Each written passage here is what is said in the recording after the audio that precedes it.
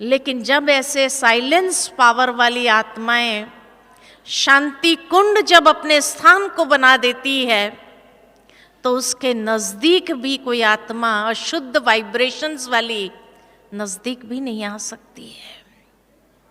इसीलिए बाबा ने कहा कि ये इतना पावरफुल यंत्र का रूप बना दो इसको, कि यही हमारे लिए अंतिम समय में सेफ्टी का साधन हो जाएगा। क्योंकि अंतिम समय में आत्माएं शरीर छोड़ने वाली अनेक होगी और शरीर होगा नहीं, और उनका कार्मिक अकाउंट बाकी है चुकाने का, तो वो कोई ना कोई माध्यम को तो ढूंढेंगी। लेकिन ऐसे हमें शांति के अवतार, शांति कुंड अपने स्थान को भी बना देना है, जिससे वो आत्माएं नजदीक भी नहीं आ सकती है। तब कहा कि शांति के अवतार बन जाओ, जितना हो सके कम से कम हमारे संकल्प चले, धैर्यवत हमारे संकल्प हो, लेकिन समर्थ हो, शक्तिशाली हो हर संकल्प, तब वो साइलेंस पावर को अंदर में जमा कर सकते हैं। दूसरा प्रयोग उसका करना है अपने संस्कार के ऊपर या स्वभाव के ऊपर। जो अक्सर लोग कह देते हैं, साधारण सी भाषा में कह देते, क्या करे, मेरे ये संस्कार है, मेरा ये नेचर है, मेरी ये आदत है, मेरा ये स्वभाव है। तो बाबा कहे इसके ऊपर उसका प्रयोग करो, क्योंकि साइलेंस पावर ये स्वभाव संस्कार को तीव्र गति से चेंज करता है। कई बार कई लोग सोचते हैं कि परिवार के कुछ लोग हैं जिनके स्वभाव संस्कार को मुझे चेंज करना है, उसको शुद्ध वाइब्रेशन देवे। लेकिन बाबा ने उस मुरली में कहा कि दूसरों को देने से पहले खुद को दो। खुद को देंगे तो ज्यादा काम करेगा, क्योंकि व्यक्ति जब खुद को देता है, वो साइलेंस पावर का बल डायरेक्ट बाबा से जैसे वो किरणें अपने अंदर लेता है, तो अपने संस्कारों को इस तरह से चेंज करेंगे कि आपके संस्कार के साथ कोई टकरा ही नहीं सकेंगे। क्यों नहीं टकरा सकते हैं? क्योंकि आपके शुद्ध संस्कारों के साथ कौन टकराएगा?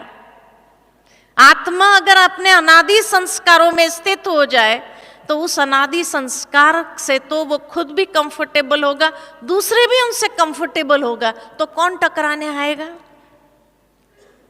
जैसे मान लो उदाहरण के रूप में आप स्वधर्म में स्थित हो। स्वधर्म माना शांति, आनंद की स्थिति, प्रेम की स्थिति में स्थित हो। कोई क्रोधी आत्मा आती है,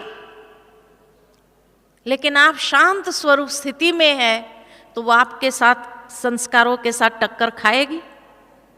खा ही नहीं सकती है, खा ही नहीं सकती है। इसलिए साइलेंस पावर बहुत जरूरी है। टक्कर तो तब होगी जब वो गुस्से में आए और मैं भी गुस्से में आ जाऊं, तभी तो टक्कर होगी। तब कहेंगे मेरे संस्कार उसके साथ टकराए। वो तो टकराने आए, लेकिन मैं भी तो टकराई ना, मैंने भी गुस्सा कर दिया। साइलेंस पावर वाली आत्मा के साथ कोई भी टक्कर नहीं खा सकता है, कायदा ही नहीं है, क्योंकि वो दिव्य स्वरूप में है। उसकी दिव्यता का प्रभाव उसके ऊपर पड़ जाएगा, उसके स्वधर्म का प्रभाव उसके ऊपर पड़ जाएगा, तो वो भी शांत हो जाएगी, वो भी शांत हो जाएगी। उसको हमें सकाश देने की जरूरत नहीं, लेकिन हमारे स्वरूप से अपने आप उसको सकाश मिलने लगती है, वो सहज भाव से खींचने लगती है।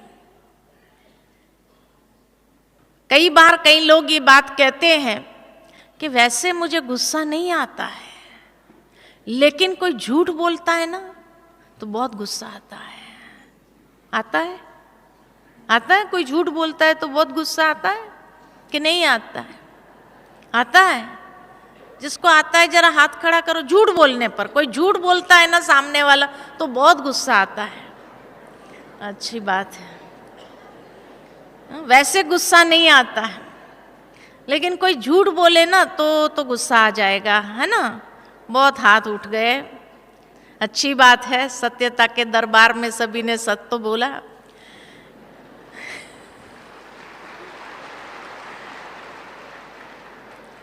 लेकिन थोड़ा सा अगर इस सिचुएशन का एनालिसिस हम करें कि सामने वाला कोई भी व्यक्ति झूठ कब बोलता है, क्यों बोलता है, क्यों बोलता है? कोई भी इंसान झूठ कब बोलता है, क्यों बोलता है? डर। इतनी कमजोर वो आत्मा है कि वो सत्यता को फेस नहीं कर सकती है, और सत्यता को फेस नहीं कर सकती है इसलिए डर उसको झूठ बुलवाता है। या डर जो है, डर तुरंत झूठ का सहारा पकड़ता है, क्योंकि सच का सहारा पकड़ने की ताकत नहीं है। सच का सहारा लेने के लिए तो बहुत ताकत चाहिए। अब वो आत्मा पहले ही कमजोर है, डर वाली है, तो डर वाली तो कमजोर सहारा ही पकड़ेगी, तो इसीलिए वो झूठ बोलती है। और बाबा ने कहा है कि डर छठा विकार है। 5 विकार तो बड़े हैं, छठा विकार डर है। अब जो छठे विकार के वशीभूत है, इसीलिए वो झूठ का सहारा पकड़ती है। और उस समय आपको गुस्सा आया, माना दूसरा विकार क्रोध आ गया, वो छठे विकार के वश है, लेकिन आपको तुरंत दूसरे विकार के वश करा देती है, तो पावरफुल कौन हुआ? वो हुई या आप हुए? कौन हुए हैं? अगर आप शांति के अवतार, शांति कुंड बन करके वहां खड़े रहो, आत्मिक स्थिति में, स्वधर्म में स्थित हो जाओ, सच तो नहीं बोलेगी वो सामने वाली, इतनी तो ताकत नहीं आ जाती है उसमें। लेकिन आप अगर शांति के देवा, शांति के अवतार, शांति कुंड बन करके खड़े हो जाओ, तो जैसे कोई कुंड के पास भी चला जाता है तो कैसे शीतलता का प्रवाह आता है, इसी तरह आप शांति कुंड बन करके वहां खड़े हो जाओ तो क्या होगा? वो आत्मा सच तो नहीं बोलेगी, लेकिन झूठ भी नहीं बोल पाएगी, चुप रहेगी, वो भी चुप रहेगी। अब चुप रही तो आपको गुस्सा आया, वो भी चुप रहेगी तो आपको गुस्सा नहीं आता। उसके बाद जब आप वहां से हटते हैं तो आपकी शांति का प्रभाव जो उसके ऊपर पड़ा है, उस प्रभाव के कारण उसके अंदर एक द्वंद्व चलेगा। आधा घंटा अंदर एक लड़ाई चलेगी उसके अंदर। क्या लड़ाई चलेगी?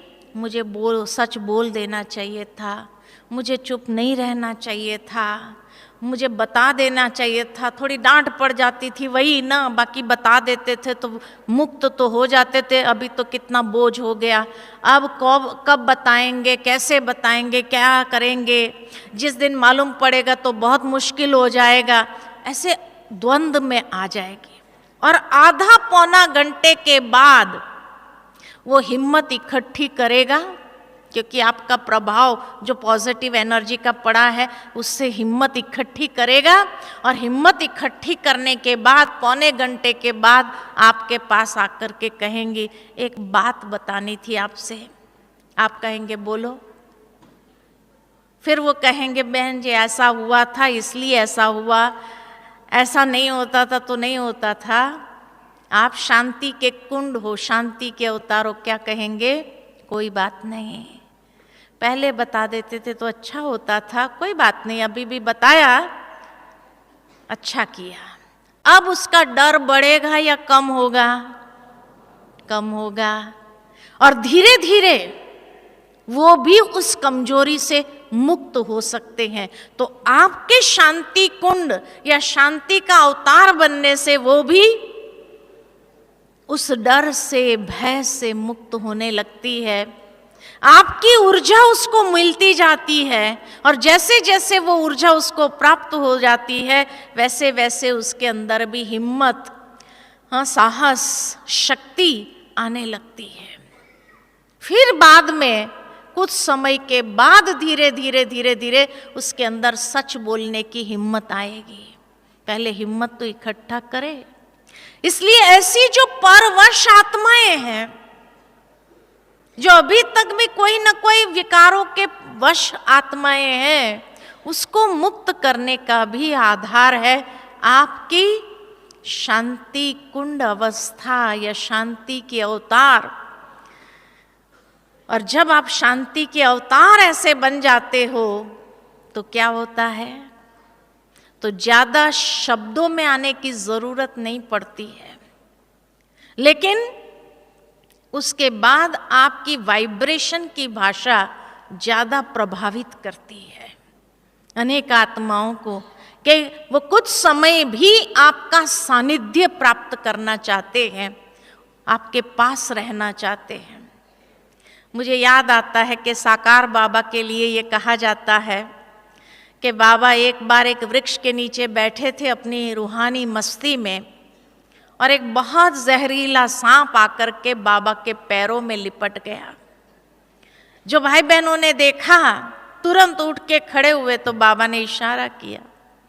ऐसे इशारा करके बाबा उसको दृष्टि देता रहा और वो सांप धीरे धीरे चला गया। चला जाने के बाद बाबा को बच्चों ने कहा, बच्चे बाबा वो बहुत जहरीला सांप था, काटता था तो बाबा ने कहा वो भी तो बच्चा है ना, वो भी अपने बाप के पास उसके सानिध्य में लिपट करके सुख का अनुभव कर रहा था। एक जहरीला जानवर भी सुख की अनुभूति प्राप्त करके गया।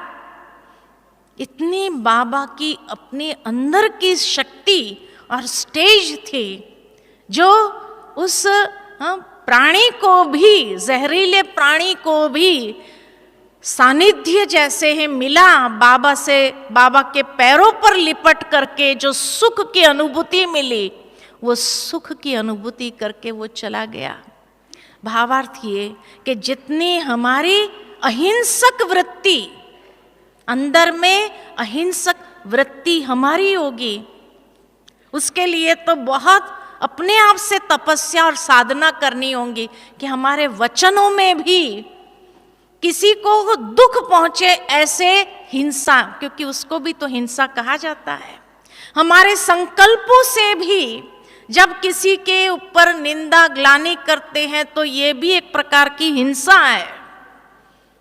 जब हम वहां से अहिंसक बनेंगे, वृत्ति से अहिंसक, वाणी से अहिंसक, भावनाओं से अहिंसक, तब ऐसे हिंसक प्राणी भी अपने सानिध्य में आने के बावजूद भी हमें चोट पहुंचाने की हिम्मत नहीं कर सकते। अंतिम समय कोई भी इस प्रकार के तत्व भी हमें परेशान नहीं कर सकते हैं। भक्ति मार्ग की वो कहानी याद आती है कि कृष्ण को जब यमुना पार करा रहे थे तो कहा जाता है कि इतनी बारिश और इतनी बिजलियां कड़क रही थी और इतने तूफानी रात थी कि यमुना का पानी भी उछल उछल करके ऊपर बढ़ता गया। लेकिन वो भी कहा जाता है कि जैसे ही कृष्ण के पैरों को स्पर्श किया तो स्पर्श करते ही रास्ता दे दिया। यानी अंतिम समय प्रकृति के विकराल रूप आपके सामने अगर आ भी जाए, लेकिन आप शांति देवा, शांति कुंड, शांति के अवतार होंगे तो बड़े से बड़ी सुनामी भी उठ के आएगी तो आपके चरणों को स्पर्श करके वो भी जाएगी, आपको नहीं नुकसान पहुंचा सकती है, आपको नुकसान नहीं पहुंचा सकती।